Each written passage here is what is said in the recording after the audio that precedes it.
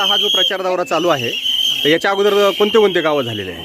आधी आम्ही आष्टी संपूर्ण म्हणजे सगळीकडे फिरलो, नंतर धानोरा, डोंगरगण, साबलखेड आणि आज कडामा गावामध्ये आहे. कडा गावामध्ये आहे.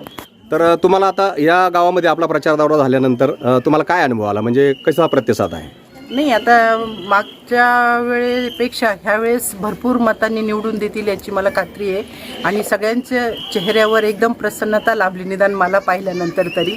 त्याच्यामुळे मला विश्वास आहे की ह्यावेळेस साहेबच निवडून येतील. तुम्हाला मागच्या निवडणुकामध्ये आम्ही आपल्याला पाहिलेलं आहे, पण त्यामध्ये आणि या निवडणुकीमध्ये आपल्या प्रचार दौऱ्यातही आम्हाला जरा विशेषता जाणून येते, याचं काय रहस्य आहे? ह्यावेळेमध्ये जास्त प्रतिसाद मिळतोय किंवा लोक आनंदाने निदान नमस्कार वगैरे करतायत. मागच्या वेळेपेक्षा ह्यावेळेस भरघोस मताने निवडून येऊ. बरं बरं. ताई, तुमचं काय मत आहे, म्हणजे काय व्हायला पाहिजे असं तुम्हाला वाटतं? शिट्टीच यायला पाहिजे, तेच आता.